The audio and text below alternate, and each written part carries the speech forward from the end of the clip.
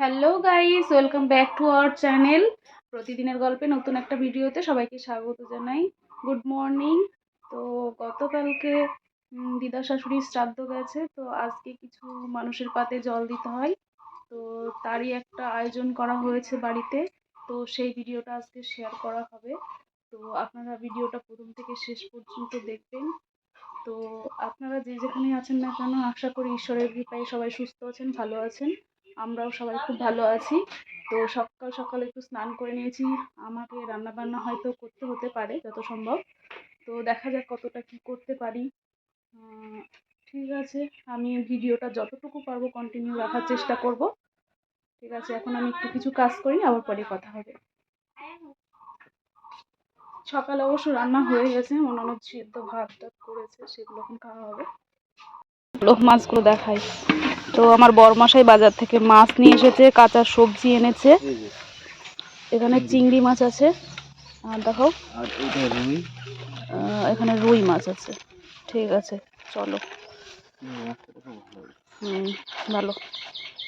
হ্যাঁ হ্যাঁ হ্যাঁ, ঠিক আছে। আর এই বস্তার ভেতরে আছে কাঁচা সবজি, পনকা শাক আছে। তো শাক লাগবে আজকে। আর আছে কাঁচা আম, পটল, আলু, অনেক কিছুই আছে। আর এখানে মানে একটা হাঁড়ি মাটি রাখা হয়েছে, তো এখানে ভাত নামানো হবে, গামলা টামলা কাজে লাগবে। আর উনানটা একটু লেপে নেওয়া হয়েছে, এখানেই রান্না হবে। ঠিক আছে, চলো, আবার পরে কথা হচ্ছে। আছো, আলু দিয়ে পেস্ট দিয়ে ভাত। তো এখন সবাই আর কিছু নাই। তো সকালের খাওয়া দাওয়া করছে এখন। এখন বেশি ঝামেলা নেই সকালে। তো আমার ননদ রান্না করলো আলু পেঁয়াজ ভাজা আর গরম ভাত, পান্তা ভাত, দুটোই আছে। দুটোই দেখছিস, আমি তুতলিয়ে গেছি। ঠিক আছে, পরে আবার কথা হবে। আমি রান্না করতে বসে গেছি। প্রথমেই পায়েসটা রান্না করে নেবো, তারপরে করবো চাটনি, তারপর আস্তে আস্তে মাছ ডাল সবই করবো, শাক হবে। ঠিক আছে।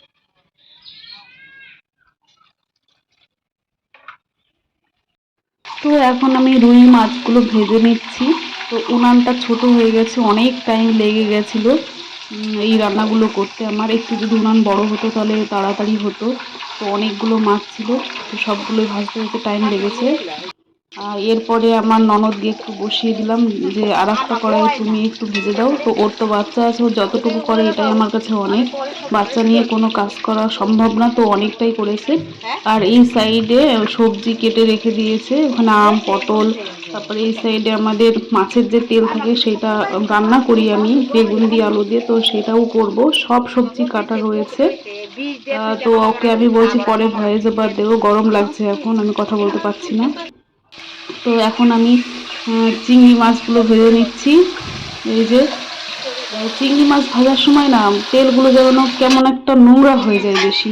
আর এই সাইডে একটা মাসি আম সেদ্ধ করতে দিয়েছিলাম, সেই আমটাকে ছেঁকে তুলে দিতে বললাম। আর এক সাইডে মাছের তেলের তরকারিটা আমি করে নিয়েছিলাম। আর এখানে আমার ননদের ছেলে কথা বলছে।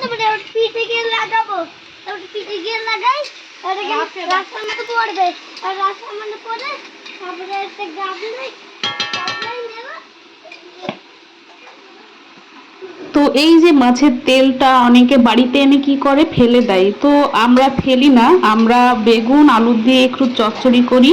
তো ওই মাছের তেলেই মানে রান্না হয়ে যায়, একটু মশলাপাতি দিয়ে ভালো করে কষিয়ে কষিয়ে রান্না করি, হেভি লাগে খেতে। তো এখন আমার দিদা শাশুড়িকে খাবার দেওয়া হবে, তারই বন্দোবস্ত করছে এখন আমার শাশুড়ি মা। তো আমি এসে যে একটু সাজিয়ে দেবো সেই সময়টাও পাইনি, কেননা রান্নার পর রান্না, এরপরে ভাত বসিয়েছি। আমার ননদ আর আমার হলো শাশুড়ি মা, দুইজনেই সাজিয়ে দিচ্ছে।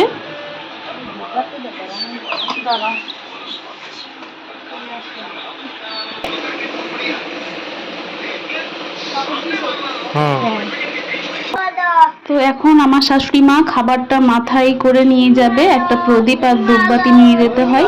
তো এখন উনি মাথায় নিয়ে নিচ্ছে। এখানে এটাই নিয়ম, কার কি নিয়ম আছে একটু বলবেন।